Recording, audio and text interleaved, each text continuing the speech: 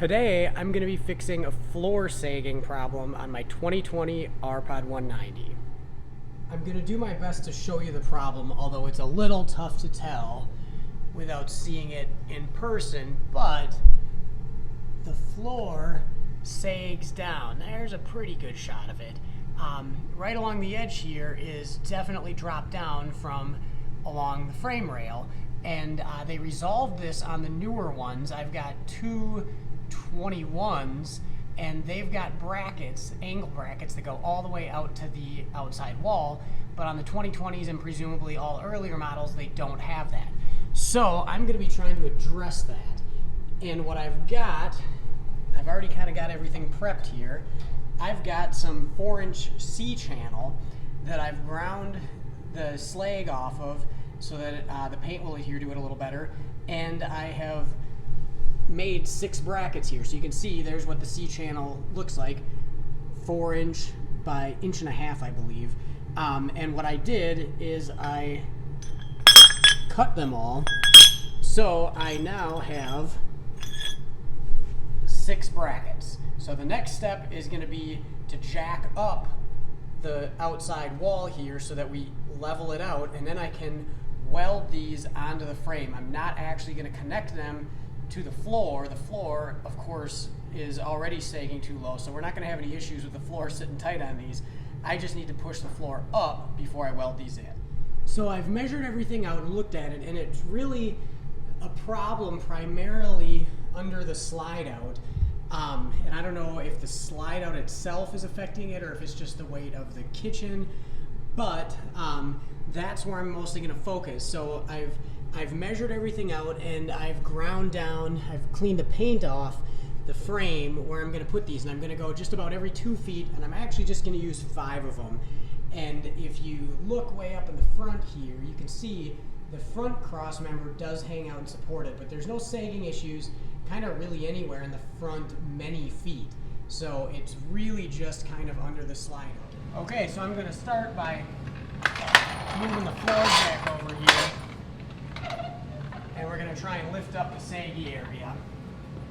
I don't have a square small enough to put in here, so I'm just going to kind of eyeball it, and really it doesn't matter if I go too high as long as I don't damage anything.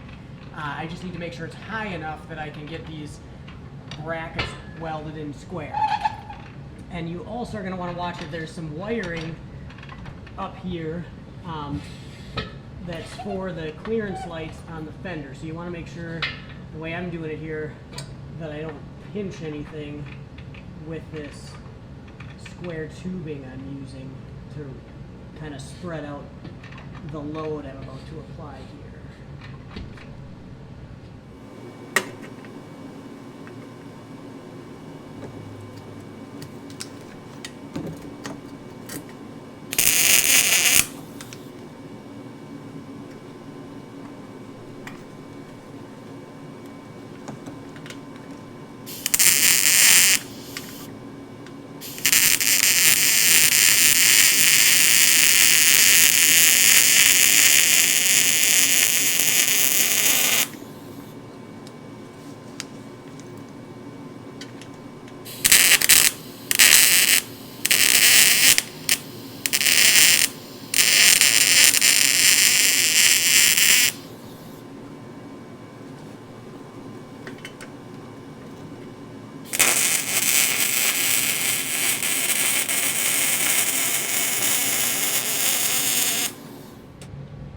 Alright, so I will show you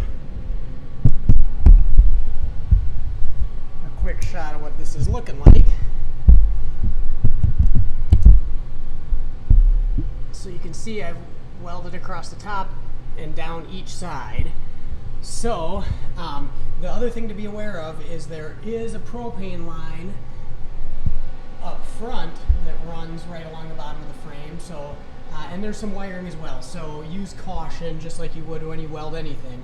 But I'm going to get the rest of them, and then after everything's cooled down, we'll knock any slag off and we'll hit it with some rattle can, and I think we'll be good to go. Okay, I've got them all welded in, and now it'll be a little tougher to tell because you can't see a straight shot down the whole thing, but I would say that it has turned out pretty good. Next thing I'm going to do is clean them up a little bit and hit them with some rattle can. But I am pretty happy with how it's looking. You can kind of see how I've got them spaced. Definitely every couple feet under there. A little bit more of a gap up here, one last one, and then there's the very front. Okay, here's the finished product. Paint's still wet, so it's nice and shiny, but I'm pretty happy with how it turned out. I am certain it's going to be substantially stronger than it was, and I don't know what the actual side effects would be if you didn't address this, but better to fix it and not find out what could potentially go bad down the road.